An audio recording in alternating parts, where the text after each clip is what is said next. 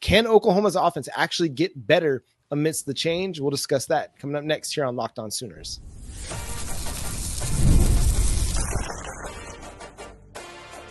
You are Locked On Sooners, your daily podcast on the Oklahoma Sooners. Part of the Locked On Podcast Network, your team every day.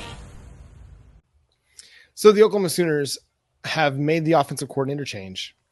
Now we're trying to figure out, can they actually get better? I thought it was interesting that Jon Finley moved up into the booth on Saturday against South Carolina. Mm-hmm. Maybe a little bit of a writing on the wall situation with the offensive coordinator situation. I thought the offense did some positive things. It wasn't good enough, and it wasn't to the standard that Oklahoma expects on the offensive side of the ball. But given the defensive front that they were playing against, and that defensive front for 54 minutes of game time could simply pin their ears back and get after the passer, I thought the offense did some solid things. And maybe there's an indication there that, hey, Jon Finley was a bigger part of the play calling situation on Saturday. The question is will he simplify the offense? Because it's going to be a combination. So based upon the press release, it sounds like Jon Finley will be the play caller. But I think Kevin Johns is going to have a little bit more influence, and he probably will actually take in some of his input. Now, I know Sooner fans are not going to be happy at the fact that Jon Finley is still here for whatever, their personal reasons are behind that. But it sounds like he brings not only continuity, but a good understanding of the playbook. Because the one thing you have to remember, no matter what, the Oklahoma Sooners cannot change the entire playbook 7 games into the season. Nope. We've got Ole Miss coming this week, and I promise you, Ole Miss is coming with a vengeance. They've been losing games that they shouldn't, and this is one of those games that if they lose, ooh, buddy, Lane Kiffin might actually be looking at that Florida job because that is not a good thing for them. So the Sooners are right now a heavy dog in that game, and we'll talk about it later this week. But honestly, the one thing that Jon Finley as well as Kevin Johns was going to need to do is truly just simplify the offense, as well as scheme it to where the offensive line, as much as it struggles, can actually excel. Don't put them in situations where they're running plays that they don't know or understand. Don't put them in situations where they have to do a lot of one-on-one blocking. Move the pocket. I think you're right. The good things I saw was I love when they had the pocket moving and they had the quarterback rotating out. You saw that with Hawkins. You saw that with Jackson Arnold. I'm like, okay, moving the pocket, that's a good thing because we know that there's struggles there. The line is still too young. We need to get them stronger. We need to get them more experienced. And to be honest, if you're moving a quarterback who's mobile, makes sense. Also, can we not run QB power like ever again? Can we just delete that? Add that to the RPO and whatever else I said to get rid of. The inside zone, get rid of that. Outside zone was working. Tosses were working. If we can get a decent run game going, the play action will be there too. And we had a decent run game going on Saturday. Yeah, Barnes rushed for 70 yards. He averaged 4.1 yards per carry. Like, it was his best game. Like, and that kind of got lost in the sauce a little bit because Oklahoma had to throw so much to just try and find a way to work back into the game, which they never could. But the run game was actually doing things. It took till their 4th offensive series for them to actually run the ball. In their first run call, Jovante Barnes picks up 7 yards. Yep. And so you're like, and listen, my dude, Jovante Barnes, we're not going to confuse him for Adrian Peterson. We're not going to do that. But my guy played his heart out in that game. He runs hard. And when they just ran simple run plays and it wasn't attached to a read option, it wasn't attached to an RPO, it was effective. So I want to sit here and think and believe, and maybe this is, again, John's optimism getting carried away, that's a little bit of the Jon influence. And listen, Jon Finley, he's going to be more in the Jeff Lebby school of offensive style, I think, because they were together. They've been together at different parts of their coaching tenures. So that was Lebby's best man. Yeah. And best friend. Yeah. And there was a big thought that he might follow Lebby to Mississippi State when Lebby took the head coaching job out there.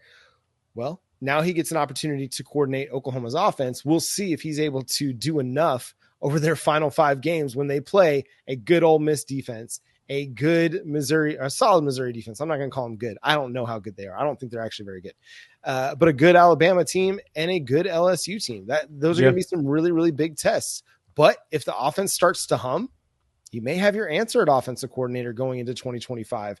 We'll see. But you've got an opportunity if you can just play to what you can do well. And I think we found a few things that they do well, that they can run the ball. They can be effective in the run game. That's a really good South Carolina defense. And again, they were probably just thinking rush the passer, rush the passer, rush the passer. But Oklahoma was able to run the ball against South Carolina a little bit. So lean more into that. But I think you have to figure out if Jon Finley can be the guy. And now's the opportunity to find out. Yeah, we're going to find out everything we need to know basically at this point. You got what's this? We've got 5 games? 5 games. You got 5 games to go out there and show us what you're made of. And the good thing is usually whenever there is a change in coaching like that, you start to get like a energized team. Yeah. Right now, we need to see this offense put their hustle in. You're right. Jovante Barnes works hard. You can tell that he busts his butt. I've seen Gavin Sawchuk look like he's trying to bust through holes whenever he's trying to figure out where to go. The key thing is, can we simplify the offense?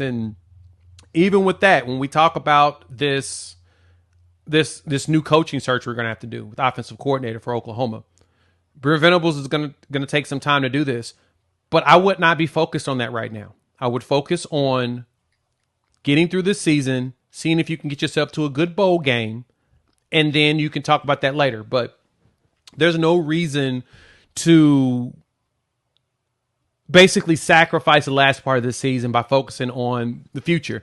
Any offensive coordinator that you all would want that's worth anything will not be available until probably January. Yeah. So you're going to keep your eyes open until playoffs are over, because there's a good chance that the guy you want is going to either be at a nice bowl game or be in the playoffs. Good thing is I'm assuming that the team is going to, in front office, is going to be like, you know what? Go get somebody good. We don't care. You were paying Seth pretty solid. We're going to pay whoever else we need to solid. Go find yourself the guy that you need. And then from there, evaluate every staff member. Make sure that, you've got all the positions you want. Don't hold back. I hate to say it, but just take a look in the mirror with all of them. But I think that the offense will improve this week. I think we'll see a different type. I think we'll see a different bounce from these players. I think we'll see a different level of excitement. And that, to me, is probably way more important than anything else that we'll get. Yeah, how they respond this week is going to tell us a lot about what this team is made of. Yeah. You've seen the defense play with resiliency. You saw them play with heart. Now you got to go see the offense do the same thing. You got to see the offense play with heart, play with resiliency, play with toughness, and get out there and execute at a higher level. If there was any criticism of Jeff Lebby's offense, sometimes maybe it was too simple, and maybe that could be a benefit here.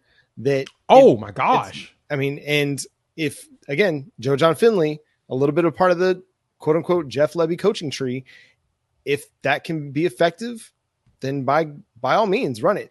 I know people were going to scoff at the idea of the jet sweeps. The jet sweeps had been effective with Deion Burks running them. Now we hadn't seen a whole lot of them, but that outside run play, whether it's an outside zone to Jovante Barnes or jet sweep to Deion Burks, it had been an effective part of the offense. So don't shoot Jon Finley the first time he runs a jet sweep to Deion Burks, because again, it was an effective part of the offense early in the season. We just haven't run it.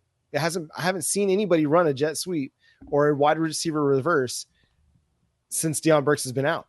Right. I don't think there's anybody else that you really want to run that with right now. Maybe not.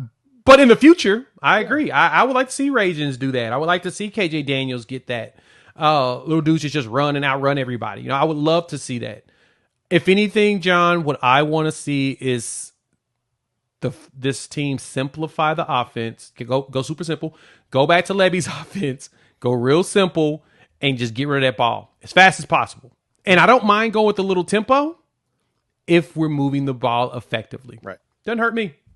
Yeah. Tempo works because it helps you find a rhythm, helps you keep the defense off balance.